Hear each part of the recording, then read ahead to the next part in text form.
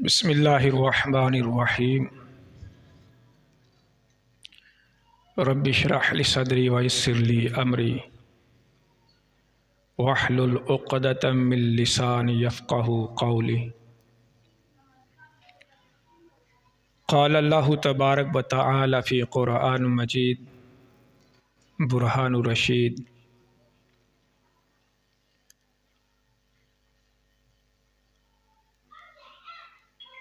वमल हयातुद दुनिया इल्ला मताउल गुरूर। सदक़ल्लाहुल अज़ीम व सदक़ रसूलुहुन नबियुल करीमुल अमीन। अम्मा बअदु फ़अऊज़ु बिल्लाहि मिनश शैतानिर रजीम। बिस्मिल्लाहिर रहमानिर रहीम। इन्नल्लाह व मलाइकतहु युसल्लूना अलन नबी या अय्युहल्लज़ीना आमनू सल्लु अलैहि व सल्लिमू तस्लीमा। अस्सलातु वस्सलामु अलैका या सय्यदी या रसूलल्लाह व अला आलिका व अस्हाबिका या सय्यदी या रहमतल लिल आलमीन।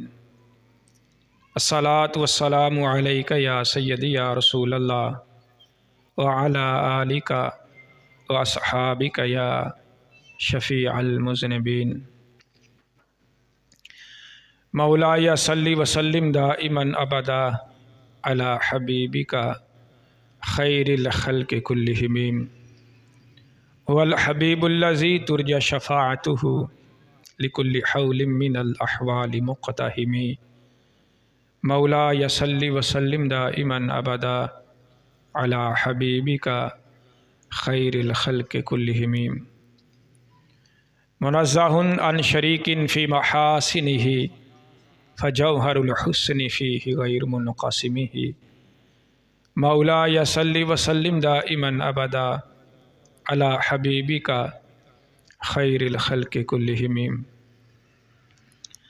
अल्लाह जल्ल जलालुहु व अम्मा नवालुहु व आज़म शानुहु व जल्ल ज़िक्रुहु व अज़्ज़ा इस्मुहु की हम्द व सना के बाद सरवर कायनात मफ़कर मौजूदात दस्तगीर जहाँ गम गुसार ज़मां हामी बेक़सां क़ाइदुल अम्बिया महबूब किबरिया अहमद मुजतबा जनाब सैयदना हज़रत मुहम्मद मुस्तफ़ा सल्लल्लाहु अलैहि व आलिहि वसल्लम आपके दरबार गोहरबार में हदिये दुरूद व सलाम अर्ज़ करने के बाद नहायत ही मुअज़्ज़ज़ मुहतशम सामिन कराम, अल्लाह ताला के फ़ज़ल और उसकी तौफ़ीक़ से आज खुतबा जुमातुल मुबारक के मौका पर हमारी गुफ्तगू का मौजू है फ़िक्र आखरत। अल्लाह जल्ला जलालुहु से दुआ है कि अल्लाह जल्ला ज़िक्रुहु हम सब के तमाम गुनाहों को माफ़ फरमाए और हम सब को आखरत की तैयारी की तौफ़ीक़ अता फ़रमाए। रब्बे ज़ुल जलाल हम सब को कुरान और सुन्नत का इल्म अता फ़रमाए, इसके ज़ेर साया हमें ज़िंदगी बसर करने की तौफ़ीक़ अता फ़रमाए और दीन इस्लाम को सीख कर इस पर अमल पैरा होकर इसकी तबलीग और इसके इबलाग की हम सब को तौफ़ीक़ अता करे। कुरान करीम बुरहान रशीद के मुतअद्दिद मकामात पर अल्लाह जल्ला जलालुहु ने हज़रत इंसान की जो इब्तदाई हालत है उसके अदम से लेकर हज़रत इंसान के वजूद तक और हज़रत इंसान के वजूद से दुनिया पर जलवागरी, उसका बचपन, उसकी जवानी और हज़रत इंसान का बुढ़ापा, ये सब कुछ कुरान करीम बुरहान रशीद में हमें मिलता है। फिर हज़रत इंसान की जो कब्र हशर की मनाजिल हैं उनके बारे में भी कुरान करीम बुरहान रशीद में ये सारे हज़रत इंसान के जो मरहलावार इसके अदवार हैं ये हमें मिलते हैं। फिर इसके बाद हज़रत इंसान का जो कब्र के मामलात हैं, फिर कब्र के बाद उसका जो हशर है, रब्बे ज़ुल जलाल के सामने उसका पेश होना और अल्लाह जल्ला ज़िक्रुहू के जो अज़ाब या उसका जो इताब है, वो सारा कुरान करीम में अल्लाह ताला ने उन चीज़ों को बयान फरमा दिया है। और बाकी ये हज़रत इंसान इसके आमाल पर अल्लाह जल्ला जलालहू ने मौकूफ़ कर दिया कि जैसे अमल इंसान करके आएगा, फिर उसके आमाल की वजह से या तो वो शक्की होगा या वो सईद होगा। तो हज़रत इंसान के लिए सबसे बड़ी जो नेमत है वो दुनिया पर उसकी सेहत, तंदुरुस्ती, और तंदुरुस्ती के होते हुए अल्लाह जल्ला ज़िक्रुहू की इबादत है। तो आज मुख्तसर से वक़्त में हम ये पढ़ेंगे कि रब्बे ज़ुल जलाल अपनी कितनी मेहरबानियाँ लोगों पर उसने फरमाई हुई हैं और बदले में हमारा रब उनसे क्या चाहता है। रब्बे ज़ुल जलाल के हबीब अलैहिस्सलाम हजूर अलैहिस्सलाम ने इरशाद फरमाया कि दुनिया पर जो इंसान है उनकी जो कसरत है हज़रत इंसान की, यानी बहुत सारे लोग, इस हदीस पाक को इमाम बुखारी ने रवायत फरमाया है। इमाम बुखारी रवायत करते हैं, सैयदना अब्दुल्ला बिन अब्बास इस हदीस पाक के रावी हैं। आप फरमाते हैं काला रसूलुल्लाह सल्लल्लाहु अलैहि वसल्लम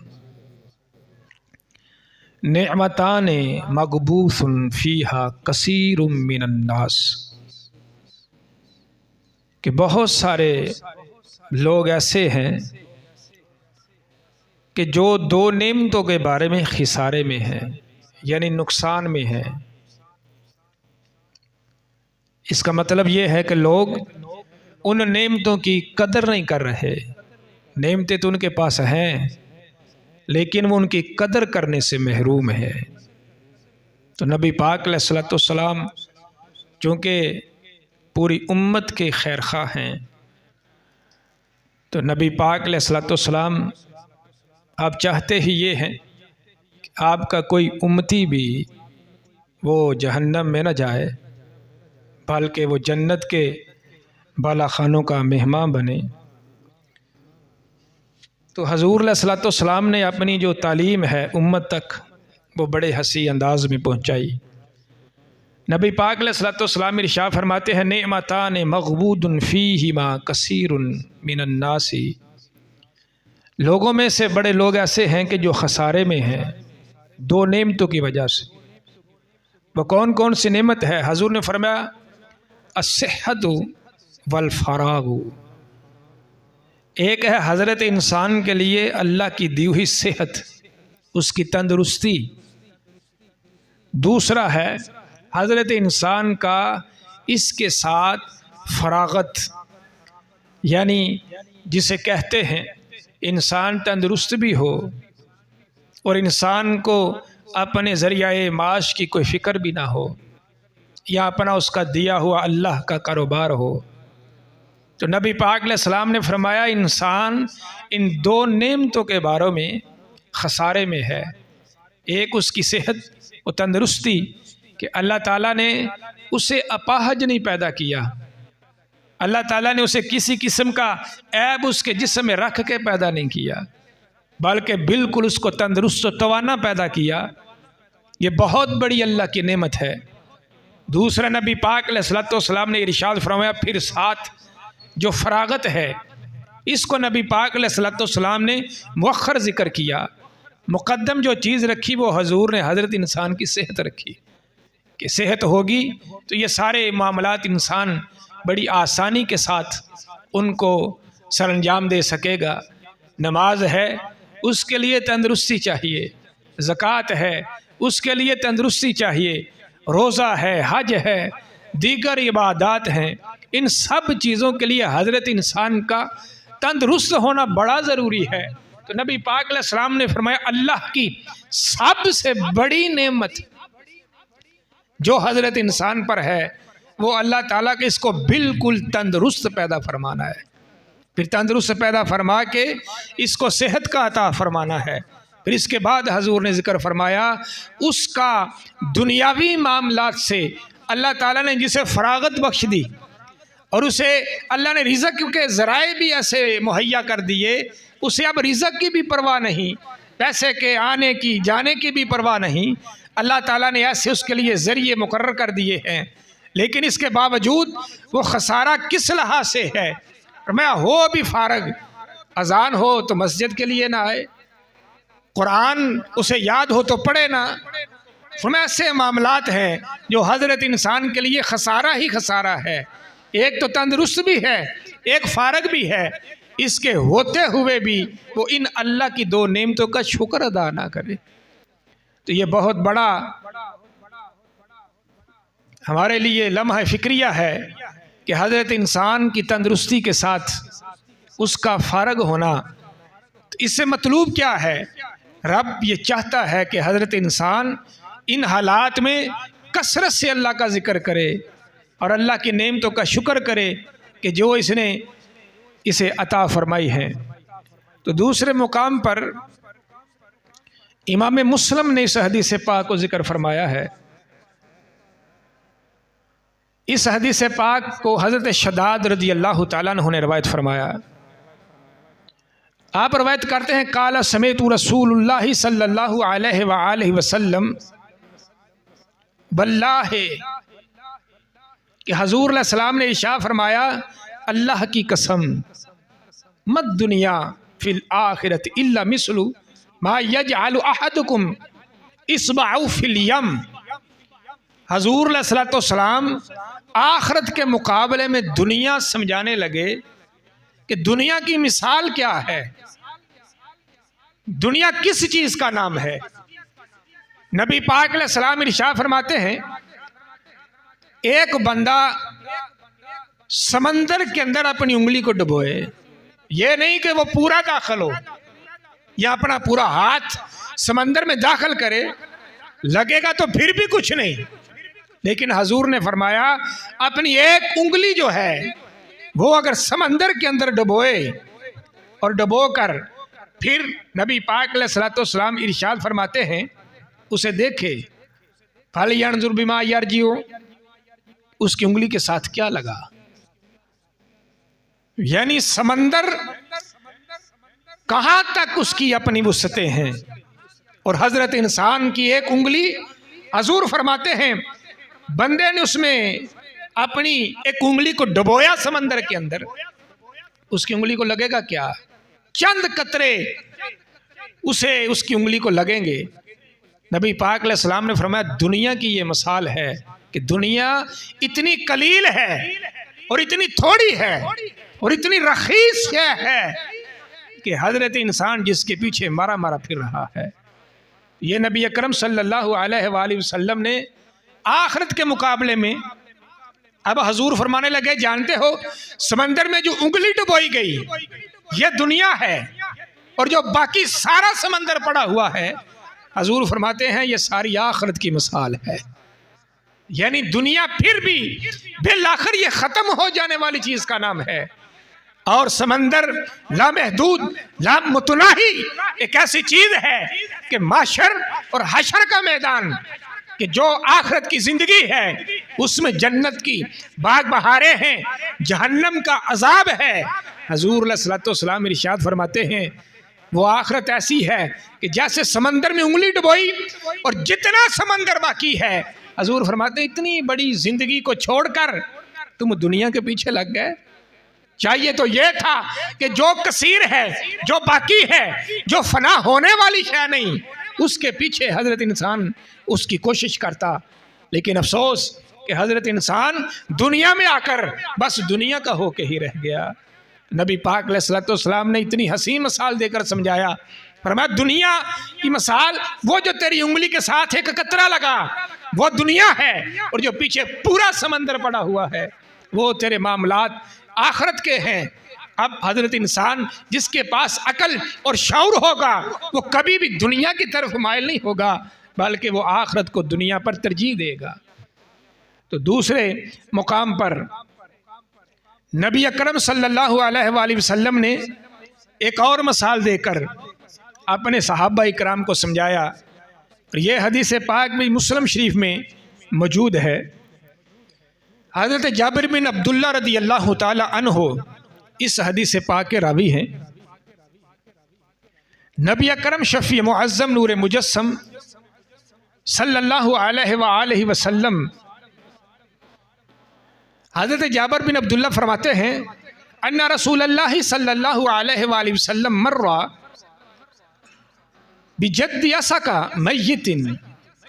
नबी पाक अलैहिस्सलाम एक बकरी का जो बच्चा है, और ऐसा बकरी का बच्चा जिसके छोटे कान, उसकी हैयत को बयान किया। बिजद्दिन असका मय्यतिन यानी वो मरा हुआ ऐसा है कि जैसे उसकी बड़ी बदबू फैली हुई हो, उसके जिस्म से बदबू आ रही हो, वो फटने के करीब है। हज़रत जाबिर बिन अब्दुल्ला रदी अल्लाह ताला अन्हु कहते हैं, हुज़ूर उसके करीब से गुजरे तो सहाबा इकराम को रोक लिया। सहाबा इकराम को रोक के कहने लगे, अय्युकुम युहिब्बु अन्ना हाज़ा लहू बिदिरहमिन। मेरे सहाबा इकराम तुम्हें से कौन है कि जो इस बकरी के मरे हुए बच्चे को एक दिरहम के बदले खरीद ले। यानी बच्चा बकरी का मरा हुआ और उसकी कीमत क्या लगाई, फरमाया एक दिरहम के बदले। अगर है कोई तुम में से जो इस बकरी के बच्चे को उसका सौदा करना चाहे। फ़क़ालू तो सहाबा कराम ने अर्ज़ की, मानो हिब्बु अन्नहु लना बिशैइन। मेरे हबीब एक दिरहम तो बड़ी दूर की बात है, यानी मतलब यह है इस पर एक दिरहम खर्च करना यह भी जाया करना है। मेरे हबीब सल्लल्लाहु अलैहि वसल्लम मानु हिब्बु अन्नहु लना बिशैइन, हम तो इस बकरी के बच्चे को किसी रखीस शय के बदले, मिसाल ये है अगर कोई हमें यह कहे इसे फरीहे भी ले लो यानी मुफ्त में ले लो, हमारे हबीब हम तो इसे मुफ्त में लेने के लिए तैयार नहीं है, चाह जाए कि हम इसके लिए इसकी कीमत एक दिन हम लगाएं। तो मेरे हबीब अलैहिस्सलाम ने मिसाल समझाई, फवल्लाहे मेरे सहाबा इकराम मुझे अल्लाह की कसम, दुनिया ये जो दुनिया है ना, अहवनु अलल्लाहि मिन हाज़ा अलैकुम, अहवन इसमें मुबालगा है।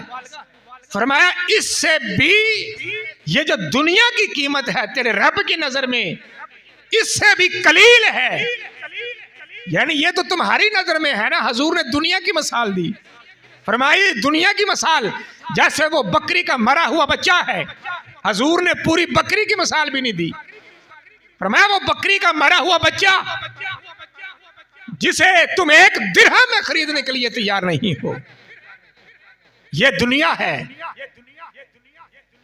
तो हजरत इंसान अगर रब्बे जुल जलाल से पूछा जाए अहवनु अलल्लाह मिन हाज़ा अलैकुम, फरमाया रब के नजदीक दुनिया की कीमत इससे भी बदतरीन है, जिसके बारे में हजरत इंसान मारा मारा फिर रहा है। तो नबी अकरम सल्लल्लाहु अलैहि वसल्लम ने ये सारी बातें अपने मस्कीन गुलामों के लिए 1450 साल पहले अता फरमाई थी। हजरत इंसान का माल, उसका जाहो जलाल, उसकी सारा जितना भी रोब दबदबा सब कुछ ये आर्जी है, ये ख़त्म हो जाने वाला है। आगे मेरे नबी पाक अलैहिस्सलाम ने इरशाद फरमाया, इस हदीस पाक को भी इमाम मुस्लिम ने जिक्र फरमाया है। हजूर अलैहिस्सलाम ने सैयदना अनस बिन मालिक रदी अल्लाह ताला अन्हु इस हदीस पाक के रावी हैं। आप रवायत करते हैं, काला रसूलुल्लाह सल्लल्लाहु अलैहि वसल्लम इन्नल्लाह ला यज़लिमु मुमिनन हसना। अल्लाह ताला हज़रत मोमन यानी जो मुसलमान कलमा गो है, मेरा रब इस बंदे की नेकियों को ज़ाया नहीं करेगा। ला यज़लिमु मुमिनन, अल्लाह नहीं जुल्म करेगा मोमनों पर। किस एतबार से? हसना, उसकी नेकियों की वजह से। यानी रब मुसलमान बंदे की नेकियां ज़ाया नहीं करता। युता बिहा फि दुनिया। अब बाज़ बंदे समझते हैं अगर हम नेकी करेंगे, मिसाल के तौर पर अगर कोई नमाज के लिए आएगा, उसका ख्याल ये है कारोबार बंद करके जाऊंगा, रोज़ा रखूंगा, मुझसे काम नहीं होगा, ज़कात है मेरा पैसा कम हो जाएगा, हज है हज करने जाऊंगा, पीछे मेरे काम का क्या बनेगा। ये सारी चीज़ें हज़रत इंसान के जहन में आती हैं। लेकिन कुर्बान जाए रसूल पाक अलैहिस्सलाम की अज़मत व शान पर कि हजूर अलैहिस्सलाम ने सारी चीज़ों को बयान करके फरमाया। हजूर फरमाते हैं, ऐ हज़रत इंसान, इन्नल्लाह ला यज़लिमु मुमिनन हसना युता बिहा फि दुनिया। तू समझता है नेकी करूंगा मेरा कारोबार बंद हो जाएगा? फरमाया नहीं, तू नमाज पढ़ के तो देख, इस नमाज की बरकत से मेरा रब तुझे दुनिया में दुनिया वालों से ज्यादा माल अता फरमाएगा। किस बुनियाद पर? युता बिहा फि दुनिया। फरमाया नेकी करने की वजह से, नमाज पढ़ने की वजह से, रोजा हज ज़कात देने की वजह से मेरा रब तुझे दुनिया भी अता करेगा। लेकिन ऐसी दुनिया होगी जिसमें बरकत हो, बेबरकती वाली दुनिया अता मेरा रब नहीं करेगा। आगे नबी पाक अलैहिस्सलाम ने फरमाया युजज़ा बिहा फिल आखिरा। इसका मतलब यह नहीं कि तुम्हें दुनिया में तो माल दे दिया जाए और आखिरत में मेरा रब तुम्हें महरूम कर दे। फरमाया नहीं, युजज़ा बिहा फिल आखिरा, दुनिया पर नेकी करने की वजह से मेरा रब तुझे बेहतरीन इसकी जज़ा अता फरमाएगा। यानी नेकी एक ऐसी इबादत है, नेकी वो शान रखती है जिससे हज़रत इंसान पर दुनिया भी वसी हो जाती है, जिस नेकी की वजह से मेरा रब हज़रत इंसान को आखिरत भी अता फरमा देता है। ये हज़रत मोमन की मिसाल नबी पाक अलैहिस्सलाम ने बयान फरमाई। आगे काफिर की मिसाल को मेरे हबीब फरमाते हैं, वह अम्मल काफिरू, हाँ वो जो बेईमान है, जिसके पास ईमान की दौलत से जो महरूम है, ईमान नहीं, और मैं वो काफिर फयुतअमु बिहसनाति मा अमिला बिहिल्लाहि फिद दुनिया। यानी काफिर दुनिया पर जो नेकी करता है, बज़ाहिर जो नेक काम होता है अल्लाह की नज़र में या दुनिया वालों की नज़र में, नबी पाक अलैहिस्सलाम ने फरमाया दुनिया पर ही सिर्फ उसको उसकी जज़ा दी जाती है।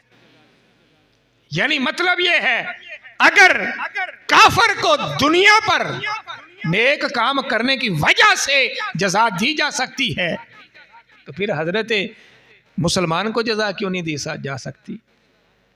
इसके ईमान लाने की वजह और इसका नेकी करने की जो वजह है, इसकी वजह से सिर्फ दुनिया पर ही इसे मेरा रब नहीं नवाजता। नबी पाक ने फरमाया मेरा रब दुनिया पर भी इसे नवाजता है, जब माशर का दिन आएगा मेरा रब इसको माशर के दिन भी जन्नत अता फरमाएगा।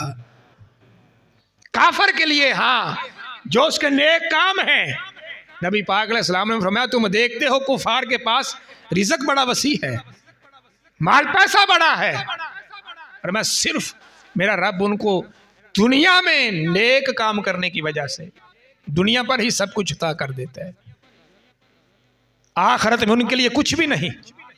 आखिरत में जब वो आएंगे, नबी पाक अलैहिस्सलाम फरमाया हत्ता इज़ा अफ़दा इलल आखिरा लम तकुल लहु हसनतुन, उसके पास कोई नेकी नहीं होगी, उसके पास कोई अमाल का बैंक बैलेंस नहीं होगा। तो कलमा पढ़ने वाले की कितनी ऊंची शान है। फरमाया ईमान ये दुनिया का जो असल मगज़ है वो ईमान है, अमाले सालिहा है। इंसान ये ख्याल करता है मैं ये काम करूंगा मुझ पर दुनिया तंग हो जाएगी, और मैं नहीं, तू मेरा जिक्र करके तो देख, दुनिया के एतबार से भी तुझसे वुसअत हो जाएगी। तो आखिरत तो तेरी बन ही रही है ना। तो कुफार, जितने भी कफार और जितने भी कलमा पढ़ने वाले को अलावा हैं, मेरा रब फरमाता है उनके लिए दुनिया सिर्फ दुनिया है, आखिरत में उनके लिए कोई हिस्सा नहीं, और वो आखिरत में जहन्नम रसीद किए जाए। आगे नबी अकरम शफी मुअज़्ज़म नूर मुजस्सम सल्लल्लाहु अलैहि वसल्लम इरशाद फरमाते हैं, इस हदीस पाक को इमाम बुखारी ने और इमाम मुस्लिम दोनों ने जिक्र फरमाया है। हज़रत अनस बिन मालिक रज़ी अल्लाह तआला अन्हु इस हदीस पाक के रावी हैं। आप फरमाते हैं यतबुल मय्यत सलासा, यानी यतबा का मानी होता है इत्तिबा करना, कि जब बंदा मर जाता है, फरमाया मरे हुए बंदे के साथ तीन जो उसके अमाल हैं, तीन चीजें उसके साथ जाती हैं। सलासतुन, तीन शैवां ने जड़ियां मरे बंदे दे नाल जांदियां ने। फयरजु सनानी, नबी पाक अलैहिस्सलाम इरशाद फरमाते हैं दो चीजें वापस आ जाती हैं, दो चीजें वापस आ जाती हैं।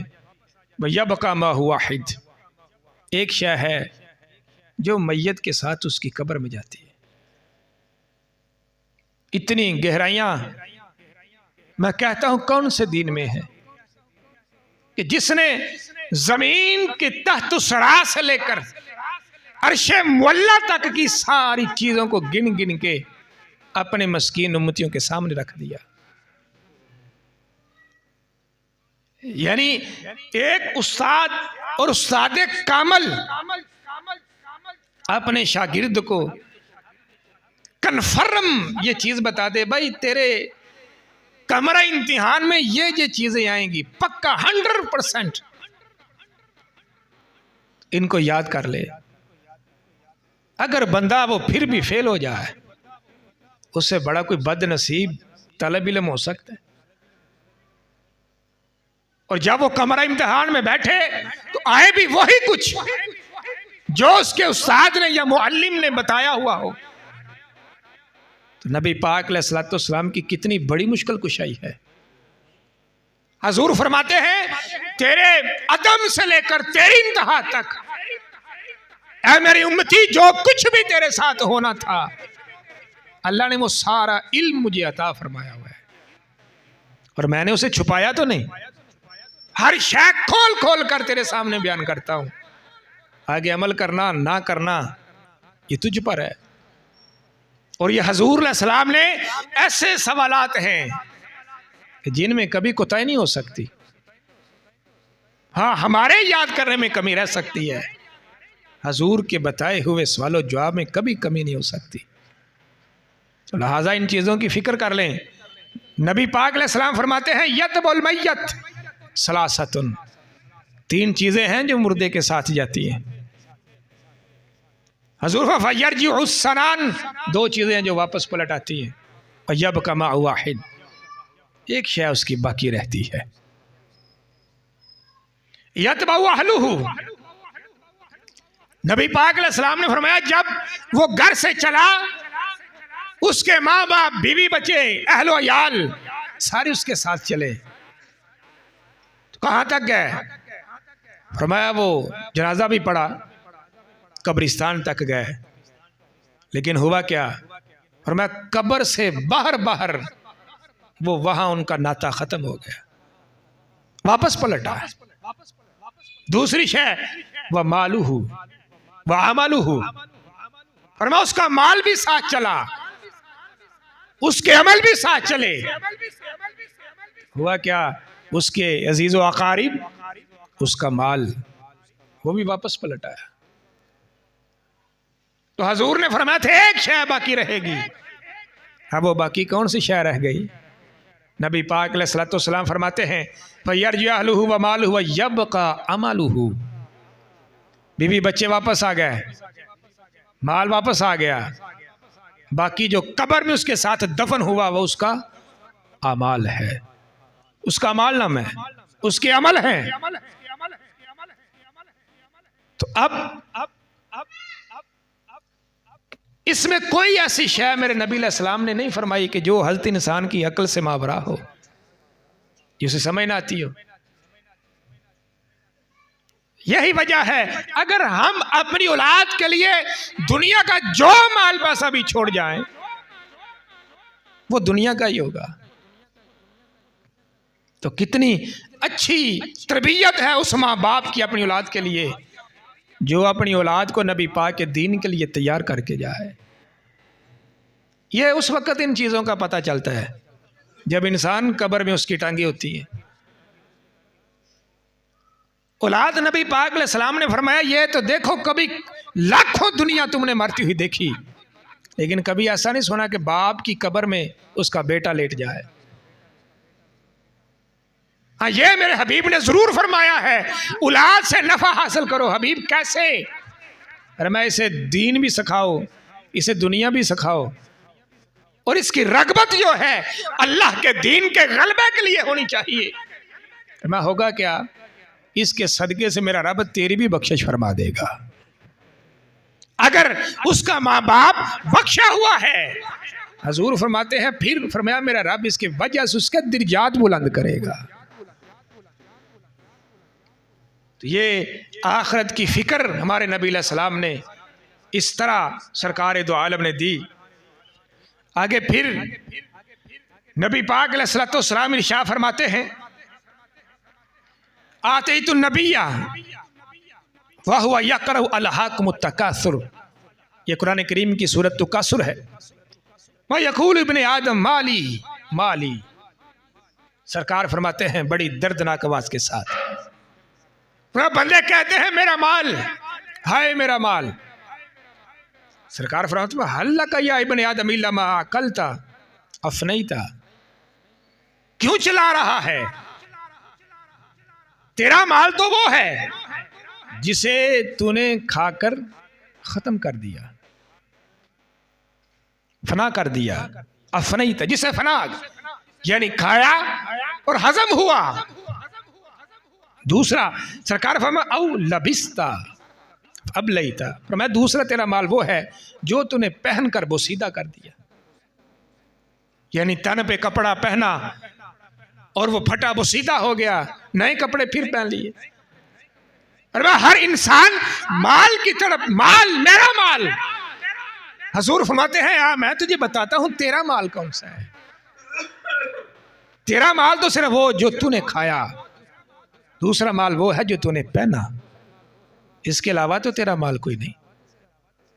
फिर सरकार फरमाया औ तसद्दक़ता फ़अमदैता, फरमाया तीसरा तेरा माल ये है कि जो माल तू अल्लाह के रास्ते में सदका कर दे।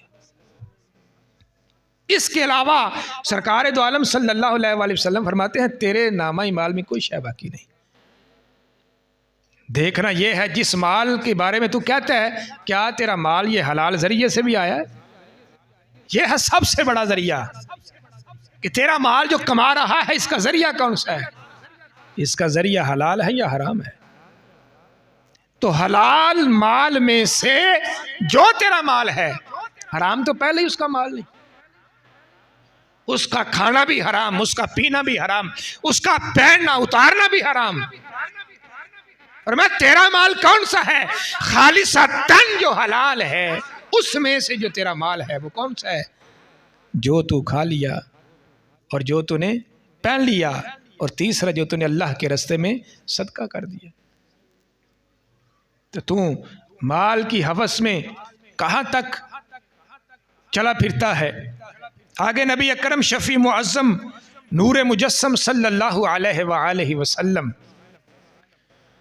यह बात भी बड़ी काबिल गौर थी। इतराज शायद कोई लोग करते, हमारे नबी अलैहिस्सलाम के पास तो माअज़ल्लाह दुनिया के एतबार से कुछ ना था, तो हो सकता है हजूर उन्होंने तो ये कहना ही कहना था, नाउज़ बिल्लाह। यानी मिसाल के तौर पर ये मिसाल यूं समझें, अगर किसी बंदे के पास, जिसे हम अपनी जुबान में कोठी कहते हैं, वो ना हो, तो उसका मतलब ये नहीं कि वो कोठी वालों को गालियां देना शुरू कर दे। तो कोठी वाले समझेंगे इसके पास जो नहीं, इसलिए ये हमें ताना देता है। तो ये दुनियावी इतबार से हर शय को तर्क करना, हमने बड़े बड़े उलमा भी देखे आज के दौर में। आपको वो लोग मिलेंगे जो दुनिया वालों को तो ये भाषण देते हैं, भाई दुनिया मिट जाने वाली है, ख़त्म हो जाने वाली है, ऐसा हो जाने वाला है, और उनके अपने नीचे जो लेमोजिन, बड़ी बड़ी गाड़ियां, बड़े बड़े बंगले, बड़े बड़े वुज़ारा के साथ उनके ताल्लुक, नाते वास्ते, ये है मुनाफिकत। हमारे नबी अलैहिस्सलाम ने जब कहा कि दुनिया फना होने वाली है, मिट जाने वाली है, खुद हमारे नबी अलैहिस्सलाम ने कैसे गुजारा किया। वो खजूर के शाखों से बनी हुई चटाई जो मेरे हबीब अलैहिस्सलाम का बिस्तर थी, और शाल से भरा हुआ चमड़े का एक छोटा सा मेरे हबीब का तकिया था। तो जहन में सवाल आएगा, लोग उनके पास तो था ही नहीं, इसलिए वो दुनिया को ऐसा कहते रहे। नाउज़ बिल्लाह मिन ज़ालिक। हालांकि कुल खजानों की कुंजियां मेरे हबीब के पास है। दुनिया पर नबी अलैहिस्सलाम से अगर कोई भी सवाल किया गया, मेरे हबीब ने किसी साइल को खाली नहीं लौटाया। वो तो दार इतना करीम है, देखना ये अपने लिए क्या पसंद किया, ये है सबसे बड़ा फकर। एक और हदीस पाक समात फरमाए, नबी पाक अलैहिस्सलाम फरमाते हैं, अरादा अलैया रब्बी, अल्लाह ताला ने मुझ पर पेश फरमाया। रब्बी, रब का लफ्ज याए अपनी तरफ फरमाया, रब्बी, मेरे रब ने मुझ पर पेश फरमाया क्या, लियजअल ली बतह मक्का ज़हबन। सुभान अल्लाह। सरकार फरमाते हैं, मक्का शरीफ की जो वादिये बतहा है, वादिये बतहा, उसमें जितने भी पत्थर, संगरेजे, कंकर, जमीन, अल्लाह ताला ने फरमाया मेरे हबीब ये सारी तेरे लिए सोने की ना बना दी जाए। जी फरमाया अरादा अलैया रब्बी। फिर दोबारा सुने, इसका लुत्फ लें। देखना यह है हजरत इंसान को दुनिया पर कैसे रहना चाहिए। अरादा अलैया रब्बी लियजअला, रब ने मुझ पर पेश करके, पेश करने का मतलब क्या होता है, मिसाल के तौर पर यह समझाना।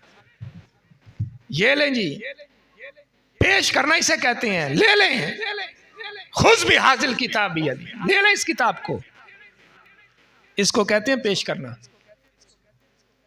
एक होता है यार तेरे लिए ऐसा ना कर दे, यार इसमें एहतिमाल है। नबी पाक अलैहिस्सलाम ने फरमाया, अल्लाह ताला ने वादिये बतहा को सोने का बनाकर कहा, मेरे हबीब इसको ले लो, कबूल कर लो इसे। एक है ना क्या सोने का ना बना दूं, जैसे वो नबी अलैहिस्सलाम ने, बुखारी मुस्लिम की हदीस है, अगर मैं चाहूं तो मेरा रब, ये जो पहाड़ है ना उहद का, अगर मैं चाहूं तो मेरा रब इस पहाड़ को सोने का बना दे मेरे लिए।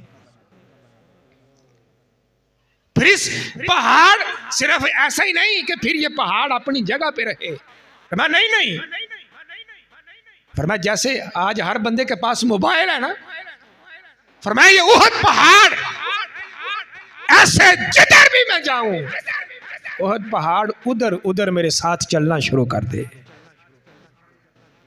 पत्थर का नहीं, फरमाया सोने का बनकर। अगर मैं चाहूं, यहां पर हजूर ने बयान फरमाया, अरादा अलैया रब्बी लियजअल ली बतहा, अल्लाह ताला ने मक्का शरीफ की जो वादी बतहा है उसको मुझ पर पेश किया, इस तरह का ज़हबन, सोने का बनाकर। आगे फकुल्तु, हजूर फरमाते हैं मैंने कहा, ला रब्बी, ऐ अल्लाह मुझे इसकी हाजत नहीं है, मुझे इसकी हाजत नहीं है। अगर कोई बंदा ये कहता लो जी हजूर ने तो आखिरत का दर्स दिया, दुनिया से बेरगबती का कहा, तो वो बंदा सच्चा कैसे हो सकता है?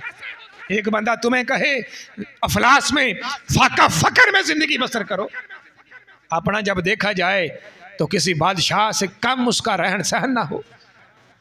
हमारे हबीब से सीखो कि जिनकी सुबह भी ऐसी रोशन थी, कि जिनकी शाम भी ऐसी रोशन थी, इतना उजाला सुबह में नहीं होता जितना उजाला हमारे हबीब की रात में होता था।